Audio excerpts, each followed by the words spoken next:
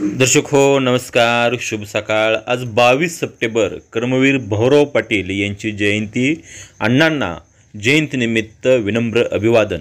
दर्शक हो, आज 22 सप्टेंबर रोजी उजनीचे अपडेट पाहत असताना भीमा नदीकाठच्या शेतकऱ्यांसाठी एक महत्त्वाची बातमी आहे। उजनी धरणातून आज पहाटेच्या सुमारास मोठ्या प्रमाणावरती हा विसर्ग वाढवण्यात आला असून त्यामुळे भीमा नदीकाठचे जे काही बंदर आहे ते बंदर आता पुन्हा एकदा पाण्याखाली जाणार आहे। त्याचे अपडेट आपण या व्हिडिओच्या माध्यमातून पाहणार आहोत। दर्शक, आज 22 सप्टेंबर रोजी सकाळी 6 वाजता दौंडची आवक ही केवळ 11,456 क्युसेस इतकी आहे आणि उजनी धरणाचा एकूण पाणीसाठा हा 122.17 TMC झाला असून उपयुक्त पाणीसाठा हा 58.51 TMC झाला असून टक्केवारीमध्ये धरण 109.22% इतके भरले की जे या हंगामातलं सर्वोच्च पाणी पातळी आहे, सर्वोच्च टक्केवारी आहे।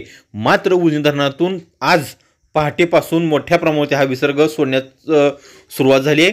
आज रात्री 10:30 वाजल्यापासून या विसर्गामध्ये वाढ करण्यात आली असून तो 30,000 होता।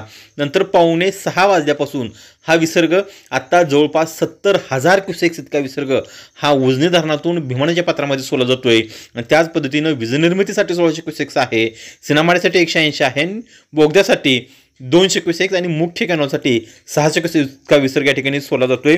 पाठीमागच्या 2 ते 3 दिवसापासून सोलापूर जिल्ह्यासह अनेक ठिकाणी पावसानं हजेर लावले, त्यामुळे धरण पाणलोट क्षेत्रामध्ये जो काही मोठ्या प्रमाणात पाऊस पडतो आवक वाढणार आहे ते लक्षात घेऊन उजनी प्रशासनाच्या वतीनं पूर नियंत्रण करण्याच्या दृष्टीनं भीमा नदीमध्ये जवळपास 70,000चा विसर्ग इतका या ठिकाणी सोडला जातो आणि त्यामध्ये वाढ होण्याची सुद्धा शक्यता या ठिकाणी प्रशासन वतीने या ठिकाणी करण्यात येते। मात्र आता ती वाढ किती होणार आहे, कधी होणार त्याची अपडेट आपण या माध्यमातून तुमच्यापर्यंत पोहोचवतोय। तुर्तास तरी भीमा नदीकाठच्या शेतकऱ्यांनी आपली काळजी घेणं गरजेचं आहे। ज्यांच्या विद्युत साहित्य असेल, मोटर असतील, जर त्या नदीच्या पात्रामध्ये असतील तर त्यांनी थोडं वरती आणून ठेवायचं आहे किंवा जे काही बसवायला घाई गडबड करत असेल तर त्यांनी आपल्या विद्युत ज्या काही मोटर असतील त्या मोटरी बसू नये असं आव्हान या ठिकाणी प्रशासन करायचं आहे। खरं तर ही 6वी-7वी वेळ आहे इतका मोठ्या प्रमाणावरती पूर येतोय, त्यामुळे भीमा नदीकाठच्या शेतकऱ्यांचं पुन्हा एकदा मोठ्या प्रमाणावरती नुकसान होणार आहे। जे काही भीमा नदीकाठचं पीक आहे त्या पिकामध्ये हे पाणी जाण्याची शक्यता या ठिकाणी वर्तवते होते, कारण 70,000चा विसर्ग म्हणजे खूप मोठा विसर्ग आहे, त्यामुळे शेतकऱ्यांचं थोडंफार नुकसान त्या ठिकाणी होऊ शकतं। मात्र उजनी धरणात प्रशासनाच्या वतीनं पुरिंद करण्याच्या दृष्टीनं हे विसर्ग या ठिकाणी सोडला जातोय। त्यामध्ये वाढ झाली तरी आम्ही आपल्या या चॅनलच्या माध्यमातून तुमच्यापर्यंत नक्की पोहोचू। त्यासाठी आपले चॅनल आहे ते लाईक करा, शेअर करा आणि सबस्क्राईब